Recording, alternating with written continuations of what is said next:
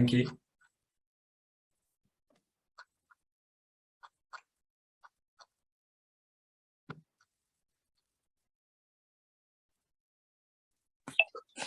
Hey, will this be sent out afterwards so we can brief it into the rest of the management team? What, the recording? Yeah. We can do, yeah. We've got a few bits to send out afterwards. So yeah, anything you need, we'll wrap it up and send it out. It would be quite a long video to send out, so we might just do highlights or something like that. But yeah, there'll be stuff. Yeah, this won't be the last time you hear from us. Awesome, thank you. Thank you. Cool. Well, hi everyone. I'm Rob from the Review team. Welcome back to work if you've had a day off or two over the weekend.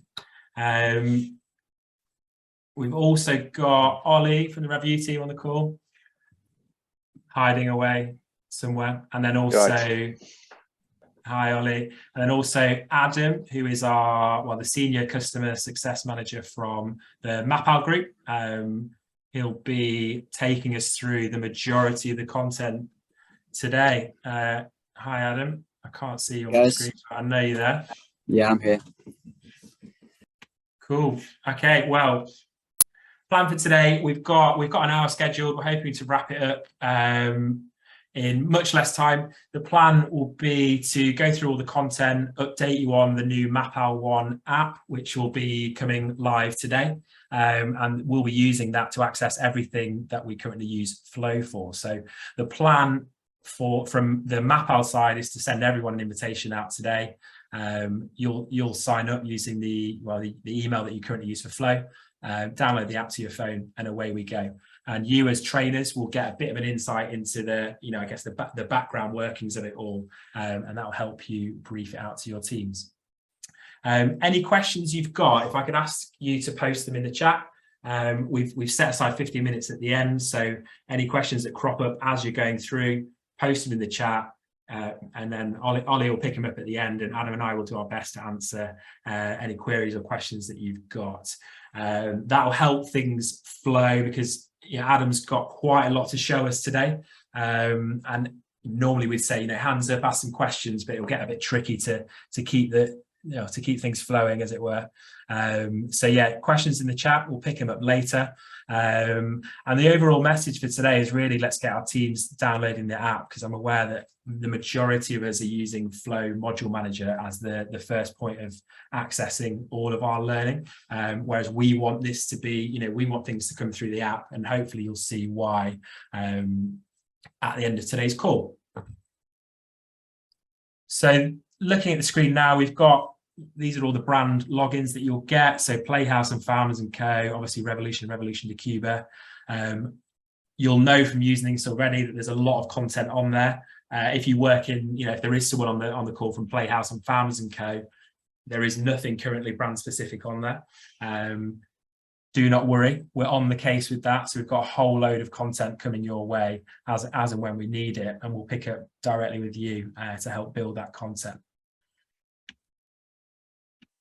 So the plan for today will be to revisit the flow management system, which hopefully you've got access to if you're responsible for training in the site and you manage the learner's progress through Flow. You'll have a login for this already.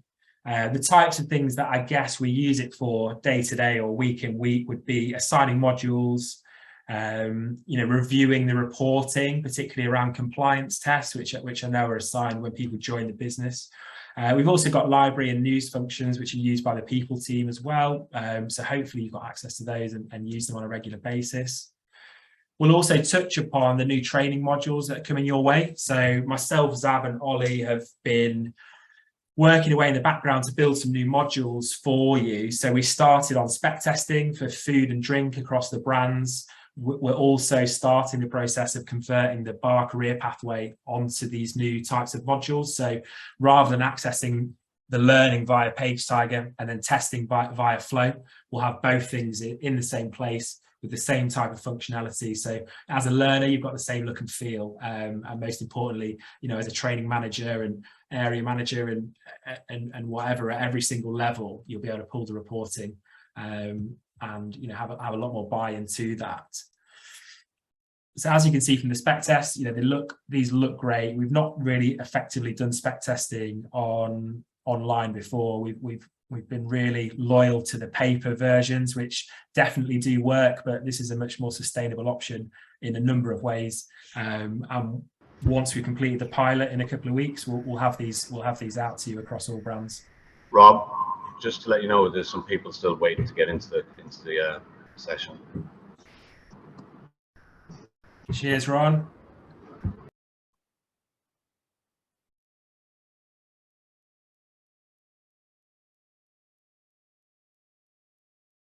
Hi, welcome to those of you that just joined. I didn't realize you were sat there in the waiting room. I'll start from the beginning then, because there was quite a few people there. But yeah, we're just revisiting the flow management system today. How it's been used previously. For a lot of you, it might not be new material, but for some of you, it will be. We're also going to go through some of the new training modules that we've been building. And then alongside that, we'll go through a function called additional learning, which is where we have chosen to store all of the bar career paths, sales career paths, and kitchen career paths. So we had some feedback earlier in the year at the General Manager People Days about, well, a lot of the training content being on Page Tiger. Firstly, it being difficult to access, find, not knowing how to get there. But what we've done is archived all of the Page Tigers onto Mapal 1. Really easy to search. We've tagged, we've put various different tags on there. So if someone wants to search for something specifically, in terms of the theory-based learning, they can access that. Everyone will have access to it for every job role that we currently use Page Tiger for. On top of that, additional learning is where we will create modules which are not essential for the job role. So at the minute, it might be essential that you do foundation or aspirante bar career pathway tests. So they will still remain part of the learner journey. However, we've got a really great wine module that we've got access to through our wine supplier that can sit on additional learning. If you feel that some of your team need a refresher on all of the different grape varieties and how to serve wine, etc., they can pick that up themselves and go through that. So additional learning is a new thing for us, and visually, Adam will show you what that looks like. We think it's a great feature on there. We've also got planned in today a relook at training calendar and why that's important for us as the L&D team. And then finally, workbooks and competencies, which again Adam will touch on, and then I'll probably fill in some of the gaps as to how we think we might use this in Revolution Bars Group. So that is the plan for today. I'm just going to admit the last person in the waiting room, and then I'll hand over to you, Adam, if you're happy to take over the reins. Sure. So I'll just quickly share my screen. I'll take you to the management system. So just take you to the dashboard there. I'm assuming everyone can see my screen. Rob, can you see my screen? Yes. Cool. So hello everyone, I'm Adam from Mapal Group. I'm the Senior Customer Success Manager, and I'm just going to walk you through the management system and where some stuff lives, how to assign learning, how it works in general, and hopefully it'll all be clear by the time I'm complete. So if you're familiar with the system, this is the dashboard view. So this is what you'll typically see when you log in as a training manager. Now I will say that since we're switching over to Mapal 1, this isn't changing. So the management system is exactly the same. The only thing that is changing is what the learners will see. So if you are a training manager with a training manager profile and a learner profile, you'll have two different views. This is obviously your training manager view, and your learning profile will change. So what we were currently working on was the module manager. It's now Mapal 1. And today you are switching, so you receive a welcome email prompting you to log in, access the system, and you'll be able to see your learning. So as I said earlier, the management system is not changing. So I'll give you a quick overview of the dashboard. We have a few reports on here. As you can see some sort of things that are outstanding, a compliance overview. We have now just integrated this compliance leaderboard. So if your site's on there, you can see where you sit in terms of compliance, at what percentage you are. And yeah, so that's a new feature that we've added this month, sorry. You can see some commonly failed modules. So if you're interested in what is commonly failed, you can see that. We have some list of competencies here that are overdue, and some other reviews and workbook reports as well. Modules overdue, library items that have read, unread, or overdue. So this is just a basic overview of everything regarding the system. We do have a further reporting system that I'll go into next, but the homepage is just a quick overview where everything's at from a company level. If you want to see something that's specific to your branch, then I'll show you how to do that next. So this is the homepage. Now, I think I'm going to start with reporting, as I know that there were some questions on that originally, and it's sort of where you'll find all your original information to how well your branches are doing or learners are doing, and there's multiple things that you can do in here. So if you roll down here and you find reports, once you've clicked into there, you'll see a list of available reports. Now, I won't go through all of them because I don't want to bore you all to tears, but they are all available here. So a lot of them are self-explanatory, and you can see learner logins, you can see a full compliance overview, and there's two options really. So for example, there's a full training report too. If you want to see what everybody's done and how they're getting on, you can click into a full training report once it loads, and you can see a list of learners, amount of learning allocated, their identifier, what's complete, what percentage of completion, how many modules are allocated, and how many are completed. Same with classroom training, competencies as well, and other training too, workbooks, reviews, all that sort of thing. You can see what site they're at. Now, if you wanted to filter this to more specific, we do have a filter option here. And as you can see here, it'll give the option to split and choose by brand. You can go by selected, so if you want to choose by brand, if you want to choose by area manager, or if you're more interested in your own site, you can find your site, or again, job titles too. So you can whittle this down and get the information that you want in terms of module completion. We do also have the ability to export to CSV as well. So if you need that information or you want to manipulate that data in your own way, then that's fine. You just click that and give you the option to export data to a CSV. So this is available in most reports as the CSV export, not all of them because some of them aren't necessary. But that's the full training report. We also have a compliance overview, which can show you, it's pretty self-explanatory, but shows you compliance rates for each. You can do it by learner, by branch, by region. And you can group it by different ways. And again, you can filter on here too. So all the reports work very similar, but some just have slightly different functionality. So if it's specific to learners, you can look at former learners, current learners, all learners, that sort of thing. But yeah, so I'll just go through another couple of reports just to show you the kind of range of reports that we have. But we also have a module progress report here. So if you want to see how certain modules are doing, i.e. if someone's failing or there's a certain amount of modules that are getting failed or passed or whatever, you can see the difference between modules. Appreciate it's a little bit slow this morning, but once it comes up, I will show you.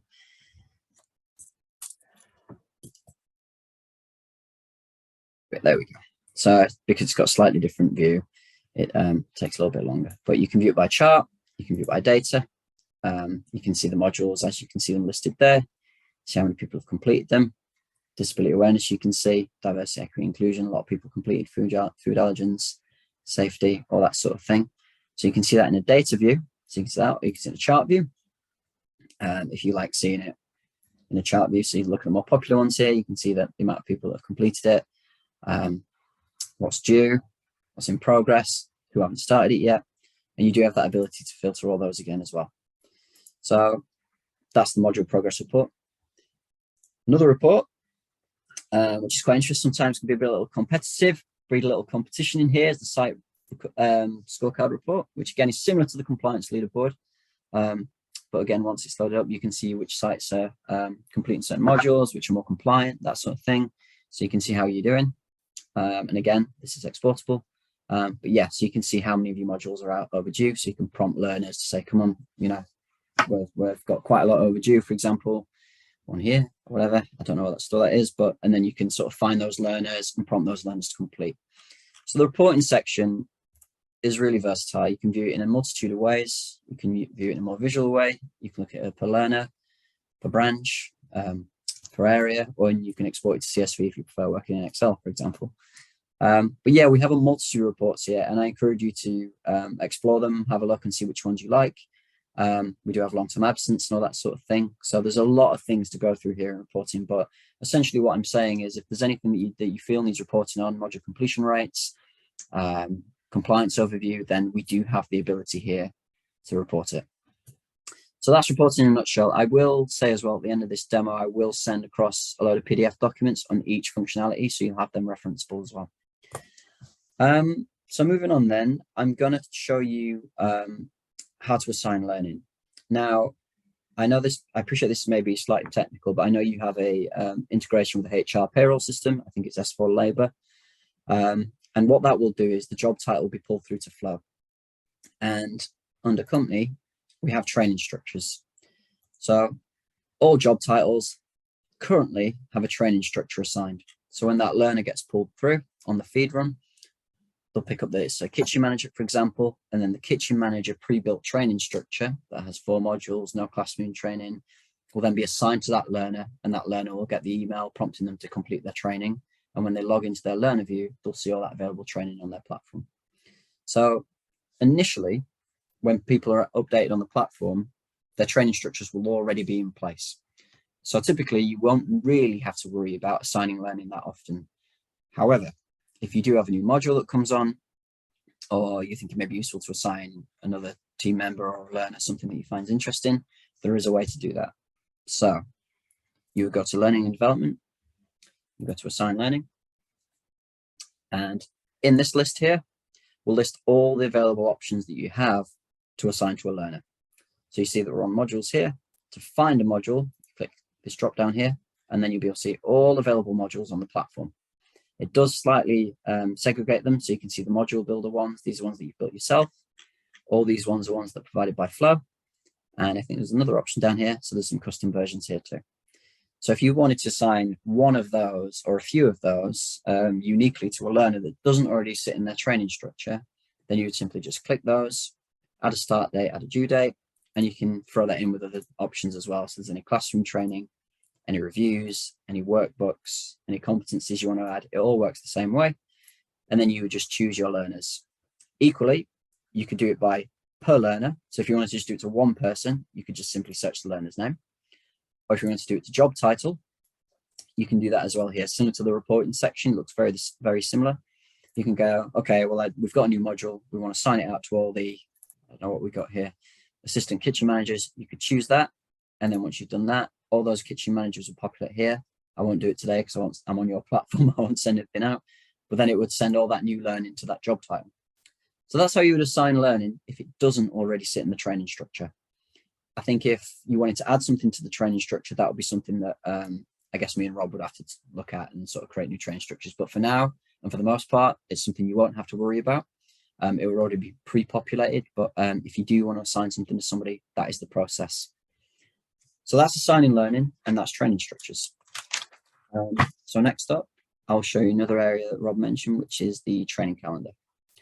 So in the training calendar, if you're going to add something in there, you've got to L&D settings. Most things do sit in L&D settings. So if you want to add something like classroom training, or you're looking to create a workbook or a review or a competence, you would simply go to L&D, Learning Development, you would scroll down and go to the L&D settings. If you click any of these options here, it will just show you what you've already built and what's already on the system. So you go into L&D settings for creating something new, and you would just click in here to see what's already there. So for example, if you go in modules, you would just see a list of modules and who they're assigned to, as you can see here. And again, you do have that filtering option too. So for the training calendar, it works in lockstep really with external training, which I think you've got called classroom training. So if you're creating a external training or classroom training, then I can see here you've got plenty of items configured. You've created some locations, and so they're already in there. So this is a place where they're housed, basically.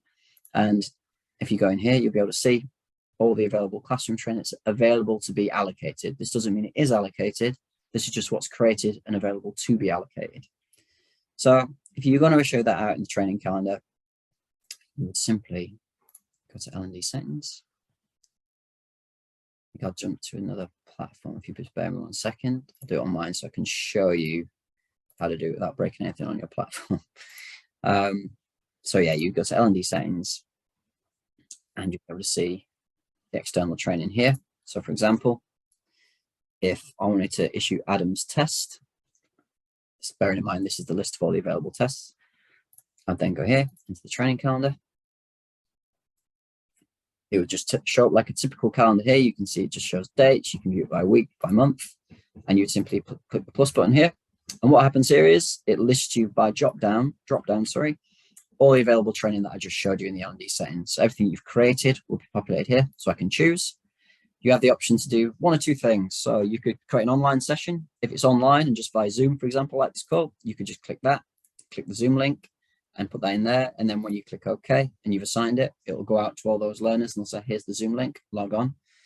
If it's an in-person sort of in-classroom session, you can choose your locations here. I've got a couple of test ones here. The start date, the due date.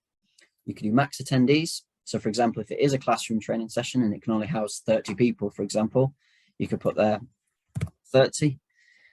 And if it's a public session that you're creating, this means that when you assign it to a job title, for example, and there's 100 people in that job title, but you've only got 30 available spaces, it'll go out to all those 100 people and it'll be a first come, first serve basis. So whoever it goes out to, the first 30 people will get logged in. They'll book themselves on the course, and then the other 70 people will not be able to attend the course due to the attendee restriction. Now, if somebody drops off and marks themselves as not attending, which they can do via their learner platform, another email will then go out to all the learners again saying there's one space available, do you want to jump on? And again, that's first come, first serve basis. Naturally, if it's a Zoom or anything, you don't need to worry about anything like that. But that's the difference between it being public. Now, if you do make it private and you want it to just go all managers, for example, and you know there's 100 managers, you can send it out to 30. And again, that same rule would apply in terms of they've got its first come, first serve. But what private means is that it won't populate everybody's calendar and you'll be able to specifically assign it to those job titles. So it'll be just for them. So I hope that was clear. But again, in order to send it out, you can click the hotel. Well, this is a hotel, but you can do bars. You can choose, okay, this is just for hotel 1. You can do it to job departments or job title, and you can put a frequency as well, saying, okay, this is happening weekly or monthly. You can add any relative attachments that you think may be useful for them to know prior to the training, and any notes that you think that may be useful for them to know as well, maybe time, starting, or instructions, how to get there, or anything like that. So once you've done that, it'll then just populate into the calendar. And then once you've assigned it out to the learners, it'll just sit in their calendar too. So they'll be able to go into their learner platform, log on there, check their training count, say, okay, there's that session there. If it's public and there's a limited space availability, they'll go on and try and book on. If not, it'll just say it's full. And if it's private and it's specifically due to their job title and they have to attend, then obviously it'll just be there and they'll just have to click attend. So that's how the training calendar works. It's a very simple piece of functionality, really. If you want to look at it from a training manager perspective, you want to see what's out there and what's on there, you can use these drop downs as well. Say, I wonder what this different bar is doing, or what's happening at that location, and it'll filter for the training manager, and you'll be able to see what's in the calendar for other people too. So that's that. It's a very simple piece of functionality. It's very effective, particularly with the I know a lot of people we know use it with Zooms and things like that if they're doing online training, but again, we have PDFs on all this stuff, so I can supply it. So next up, I'm going to tackle news. So before I do that though, I'll just give you a bit of rundown of this menu bar, because I realize I'm just sort of blasting through it and not really mentioning anything about it, but it's pretty self-explanatory. But everything here is segmented. So your learning development is everything here that's like training related, so what is available to assign to the learners. You have here everything that's company related, so you can click in here and see a list of learners, list of managers. What else can you do? You can see the training structures, all the available job titles on the platform. Most of this stuff though, with you having a feed, you won't need to amend it, it'll already be pulling through from your HL system, so you won't need to worry about it that often, but this is just for the purpose of navigation. All the job roles, branding, all the emails that go out, and any further user settings that may be interesting. So we have things in here like if you get any duplicate learners and things like that, you can merge them. So if you've added a learner manually and the HR platform's pulling one through and they're conflicting each other, you can just merge the learner, and make sure that the system realizes they are the same learner. And then obviously there's a reporting section we've been through. And then finally, we have communications where your notice board and your news sits. So I think we're going to go through news next. So I'll show you news again, really simple piece of functionality, but I'll show you how to use it nevertheless. If you'd like to issue out some news, whatever that may be, you'd simply click this plus button here. And it'll give you a few options in order to set it up. So you could do a headline, first test. You can set an expiration for it. You can set a thumbnail or a video, and these will pull through to the learner system. Mapal 1 thumbnail image here as well will be what it looks like on the learner system, so what they'll see before they click into it. And that's just basically the front end view of what the learner will see. You can also mark it as important, so it says this is important underneath on the learner system, and obviously an expiration date. So to create the news itself, you just simply click add content. You can get some previews here, but it's very, very simple sort of setup, really. You can add videos, you can add images, you can modify your text, change the text. It's not totally sort of responsive in terms of like options, but we've provided some minimal options here in order for that news to go out. And you just simply save it. So you just create your piece of news here.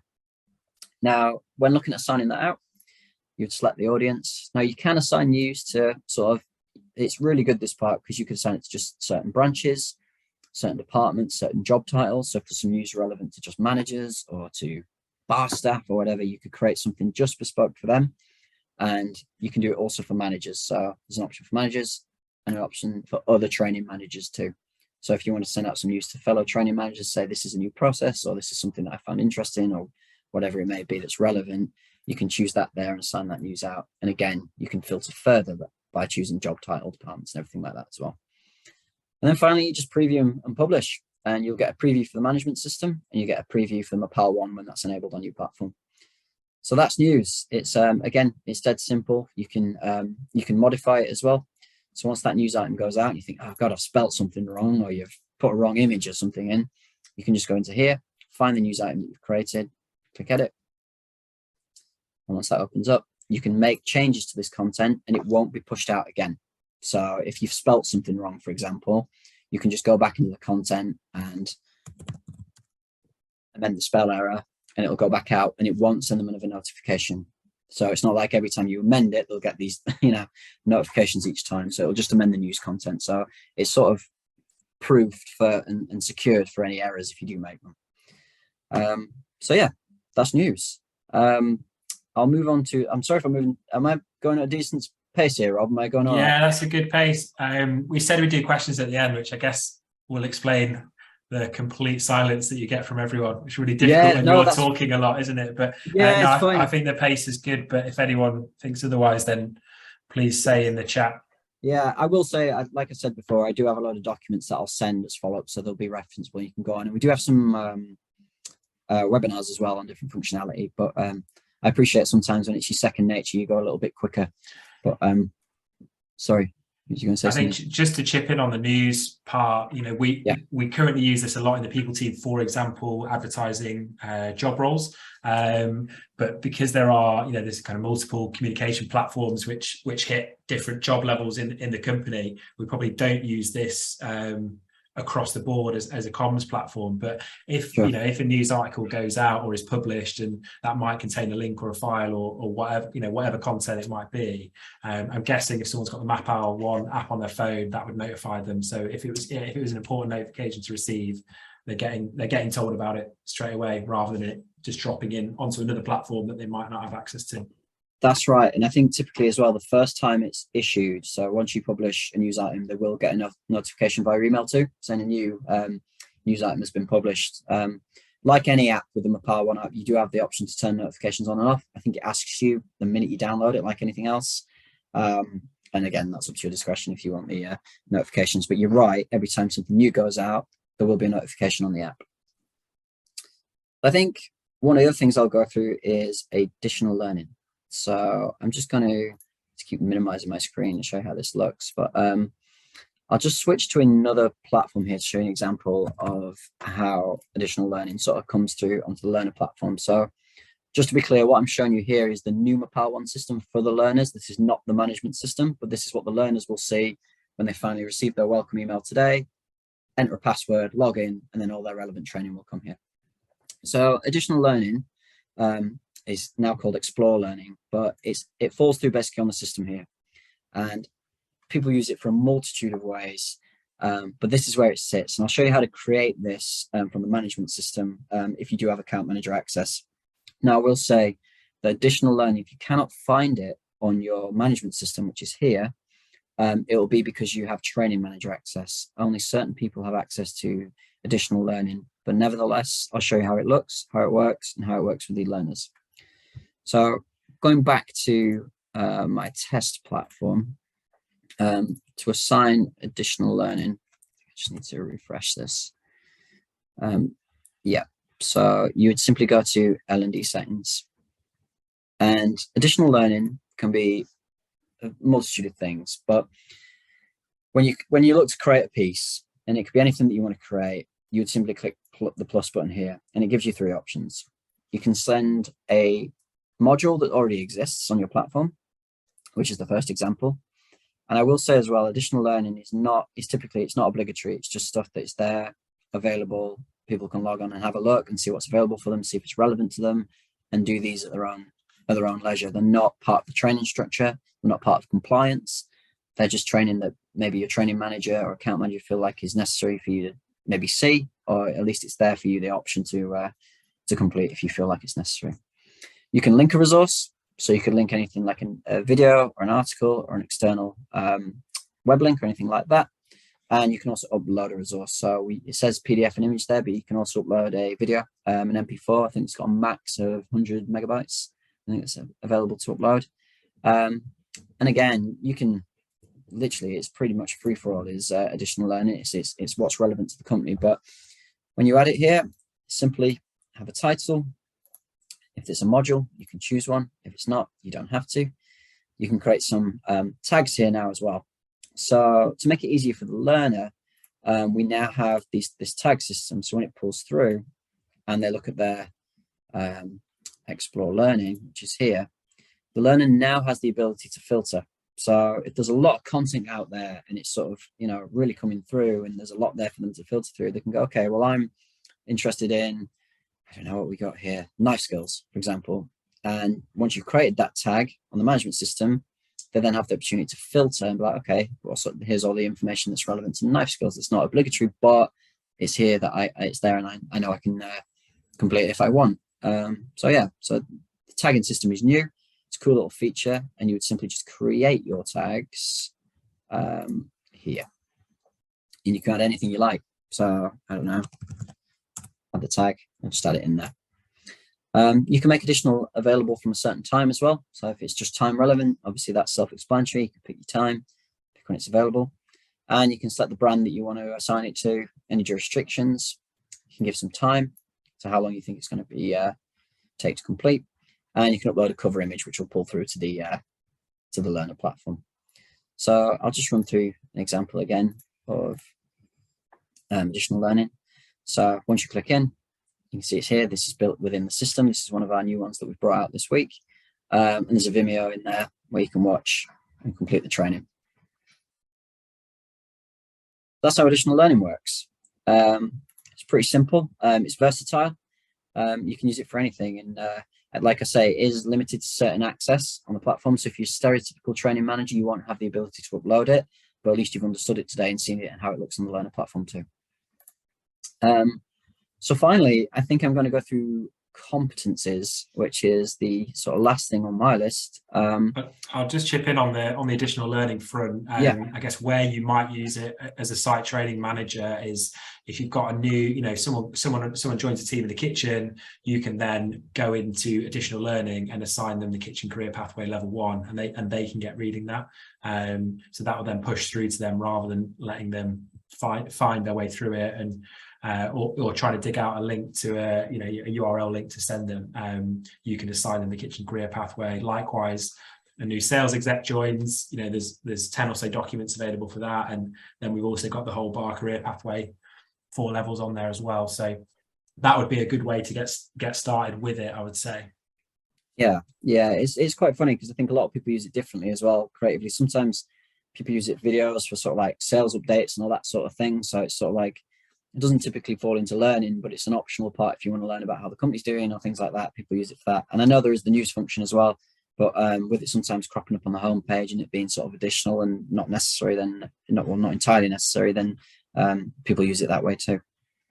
But I think the final thing I'll go through is competencies. And competencies again is a pretty simple piece of functionality, but in your L&D settings, you'll see it here. And if you click on competencies, remember, this is everything that's currently existing on the platform.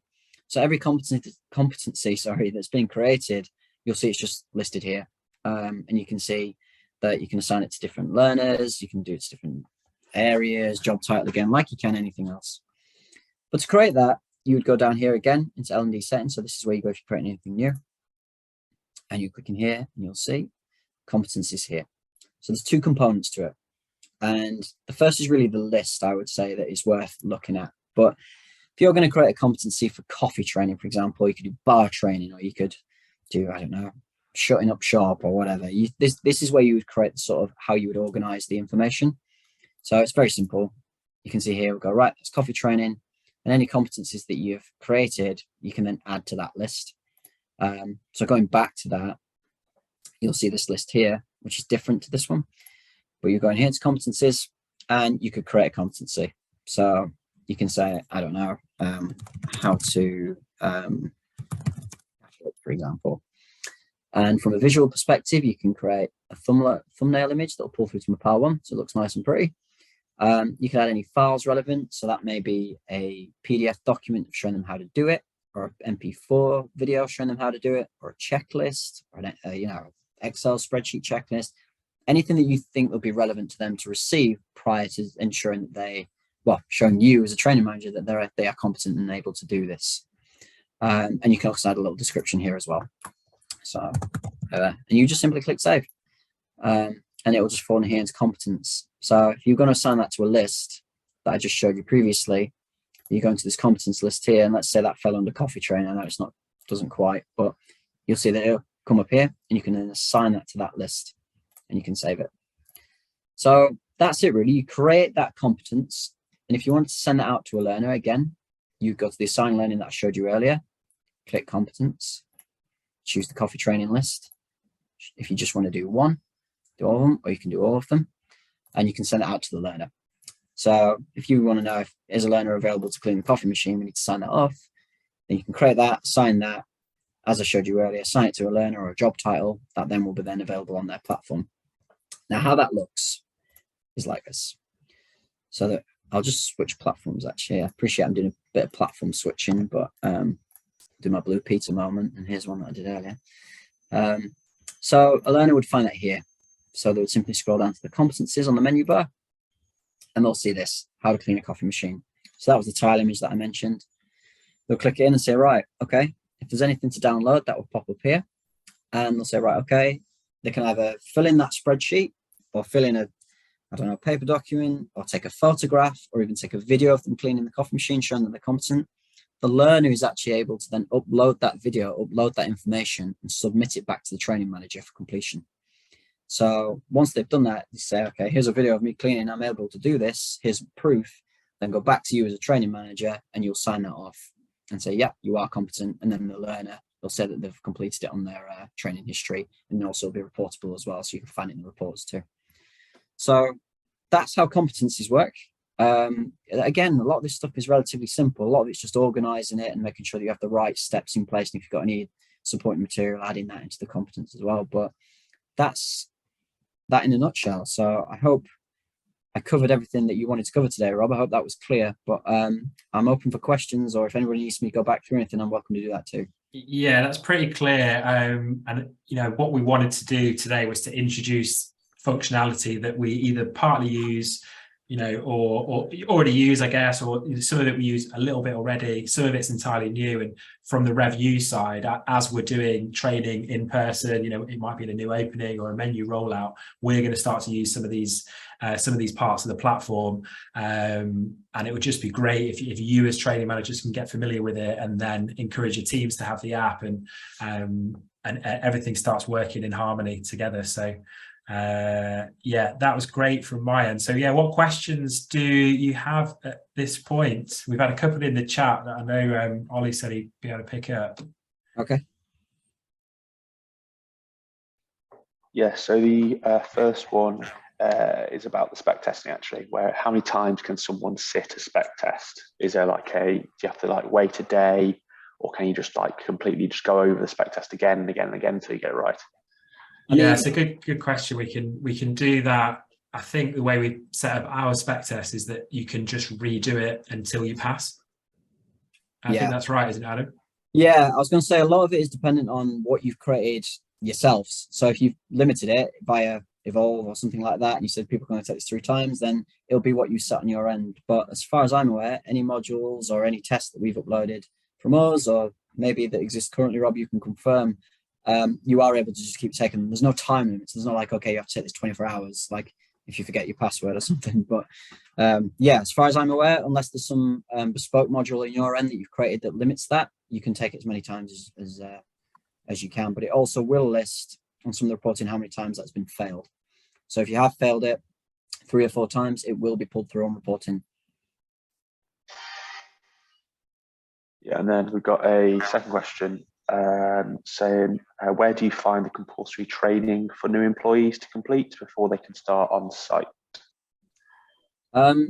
So everything that's created in the training structure. So for example, like I mentioned earlier, you have a feed. So in your feed, you'll have the name of the learner, their job title. That'll come through to the system. And on the system here, you'll see training structures. So if that learner is assigned one of these job titles, it'll automatically give them their training structure, and you won't have to do anything. It'll just be automatically allocated to the learner, assigned to them. Like I mentioned earlier, if there's anything extra that you feel like they should be doing and it's not in their training structure, you'd have to go to assign learning. But as far as I'm aware, everything that's in the training structure will just pull through. So if it's created beforehand, which isn't necessarily a training manager's job at this stage, yeah, it would be automatically assigned. So that question was from Jade, and I think, I'm not sure what you meant by compulsory training. Was it might have been the compliance stuff, and I think that so obviously your training structures will assign out the relevant modules on flow, but do the compliance training just get assigned automatically? And I guess will that stay the same when we switch over to Mapal 1? So the first part of, is it automatic? Only if it's in the training structures, yes. So it has to be in the training structure in order for it to go through. If not, if you've missed something off the training structure, then you'll have to manually assign it. But the trick here is to ensure that all the training structures for the job titles have those compliance modules in them. Right. And answer to your second question, will it change? No. Okay. Cool. Hopefully that answers that question, Ollie. And Yeah, Jade. I think it does, yeah. There is also an initial training bit in the training program, kind of training structure thing, which will probably have all of them listed on there as well. There's another question now. Are learners going to have to recomplete modules after moving to Mapal 1, or is the completion going to transfer over?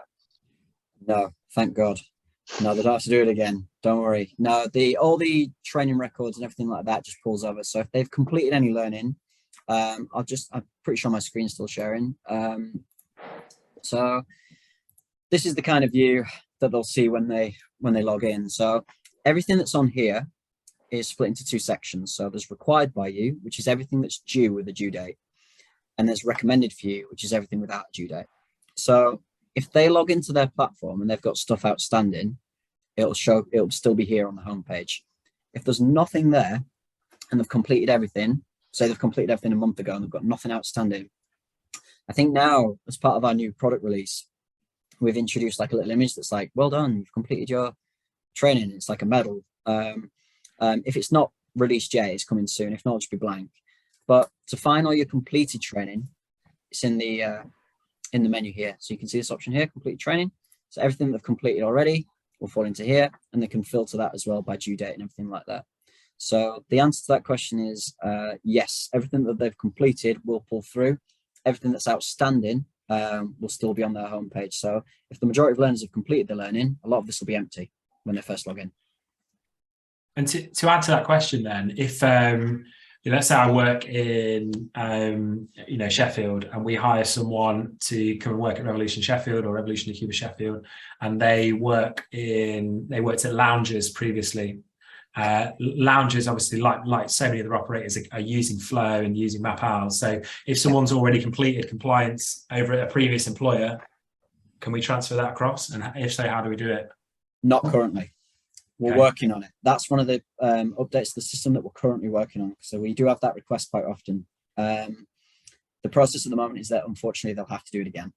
They'll have to complete that training, but because it's an individual record, so in order for us to do that in the future, we'll have to duplicate that record. We don't currently have the ability, but it is in the roadmap to be fixed and to be added to the system. But I can't advise on time yet because we're still working through a lot of stuff. But the answer is no. So in that situation, they'll have to come. They'll have to retake all their compliance training. Cool. Any more, Ollie? That is all from right now. If anyone has any other questions, write them in the chat. Feel free to unmute and ask in person. Share my screen if you like. Well, we'll stick on the call until 12. That probably wraps it up for today. We're going to, off the back of this, we'll send a recording out to those that